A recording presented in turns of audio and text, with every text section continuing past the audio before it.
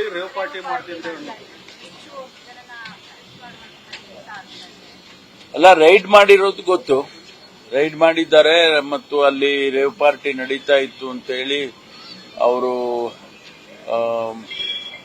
ಯಾರೆಲ್ಲ ವ್ಯಕ್ತಿಗಳು ಬಂದಿದ್ರು ಅದೆಲ್ಲ ಅವರು ಮಾಹಿತಿ ತಗೊಂಡಿದ್ದಾರೆ. ಕೆಲವು ಡ್ರಗ್ಸ್ಗಳು, ಸಣ್ಣ ಪ್ರಮಾಣದಲ್ಲಿ ಡ್ರಗ್ಸ್ಗಳು, ಸಿಂಥೆಟಿಕ್ ಡ್ರಗ್ಸು ಮತ್ತು ಬೇರೆ ಗಾಂಜಾ ಆ ಥರದ್ದೆಲ್ಲ ಸಿಕ್ಕಿದೆ ಅಂತೇಳಿ ವರದಿ ಮಾಡಿದ್ದಾರೆ. ಅಲ್ಲ, ಬೇರೆಯವರು ಇಲ್ಲಿ ಆರ್ಗನೈಸ್ ಮಾಡಿರೋರು ಬೇರೆಯವರು ಬಂದು ಭಾಗವಹಿಸಿದ್ದಾರೆ ಅಂತ ಹೇಳಿ ಅದನ್ನ ಅವರು ತನಿಖೆ ಮಾಡ್ತಾರೆ. ತನಿಖೆ ಮಾಡಿ ಕಾನೂನು ಪ್ರಕಾರ ಏನ್ ಕ್ರಮ ತಗೋಬೇಕು ಖಂಡಿತವಾಗಿ ತಗೊಳ್ತಾರೆ. ನಾವು ಡ್ರಗ್ಸ್ ಅನ್ನ ನಿಲ್ಲಿಸಬೇಕು ಅಂತೇಳಿ ಈಗಾಗಲೇ ಒಂದು ಶಪಥ ಮಾಡಿದ್ದೇವೆ.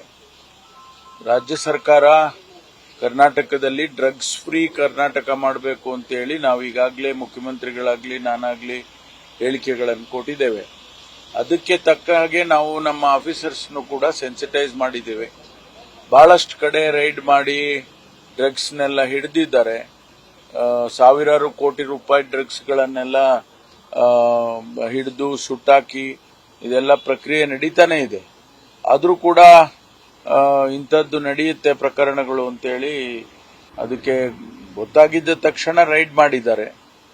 ಇದನ್ನ ಹತ್ತಿಕ್ಕುವಂತ ಕೆಲಸವನ್ನ ಪೊಲೀಸ್ ಮಾಡುತ್ತೆ. ಯಾವುದೇ ಕಾರಣಕ್ಕೂ ಕೂಡ ಇಂಥದ್ದನ್ನ ನಾವು ಅಲೋ ಮಾಡೋದಿಲ್ಲ. ಗಾಂಜಾ ರಾಜ್ಯಾದ್ಯಂತ ವ್ಯಾಪಕವಾಗಿ ಸಿಗ್ತಾ ಇದೆ. ಅಲ್ಲ, ವ್ಯಾಪಕವಾಗಿ ಅಂದ್ರೆ ಎಲ್ಲೆಲ್ಲಿ ಸಿಗುತ್ತೆ ನಮಗೆ ಮಾಹಿತಿಗಳು ಬಂದಾಗ ತಕ್ಷಣ ರೈಡ್ ಮಾಡಿ ಅದನ್ನ ಹಿಡಿತಕ್ಕಂಥದ್ದು ಮತ್ತು ಹೊರ ರಾಜ್ಯದಿಂದ ಬರುವಂತದ್ದನ್ನು ಕೂಡ ತಡಿತಕ್ಕಂಥದ್ದು. ಹಾಗಾಗಿ ಅದನ್ನ ಹಿಡಿಯುವಂತದ್ದು ಅದನ್ನೆಲ್ಲ ಮಾಡ್ತಾ ಇದ್ದಾರೆ, ನಿರಂತರವಾಗಿ ನಡೀತಾ ಇದೆ. ಅದಕ್ಕಾಗಿ ಅದಕ್ಕೆ ಪ್ರತ್ಯೇಕವಾಗಿ ಡಿಪಾರ್ಟ್ಮೆಂಟ್ನಲ್ಲಿ ಪ್ರತ್ಯೇಕವಾದ ಘಟಕಗಳಿದ್ದಾವೆ.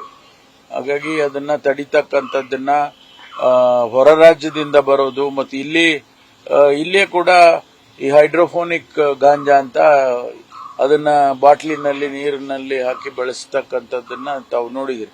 ಟೆರೆಸ್ ಮೇಲೆ ಬೆಳ್ಕೊಳ್ತಾರೆ. ಅದೆಲ್ಲ ಬಹಳ ಕಠಿಣವಾದ ಕೆಲಸ ಹಿಡಿಯೋದಕ್ಕೆ. ಆದ್ರೂ ಕೂಡ ನಮ್ಮವರು ಎಲ್ಲೆಲ್ಲಿ ಉಪಯೋಗ ಮಾಡ್ತಾರೆ. ಯಾರು ಪೆಡ್ಲರ್ಸ್ ಇದ್ದಾರೆ, ಬಹಳ ಮುಖ್ಯವಾಗಿ ನಮಗೆ ಬೇಕಾಗಿರ್ತಕ್ಕಂಥದ್ದು ಪೆಡ್ಲರ್ಸ್ ಯಾರಿದ್ದಾರೆ, ಸಪ್ಲೈ ಮಾಡೋರು, ಅವರು ಹೊರ ರಾಜ್ಯದಿಂದ ತರ್ತಾರೆ, ಹೇಗೆ ತರ್ತಾರೆ ಅದನ್ನೆಲ್ಲ ನಾವು ಮಾನಿಟರ್ ಮಾಡಿ ಹಿಡಿತೇವೆ.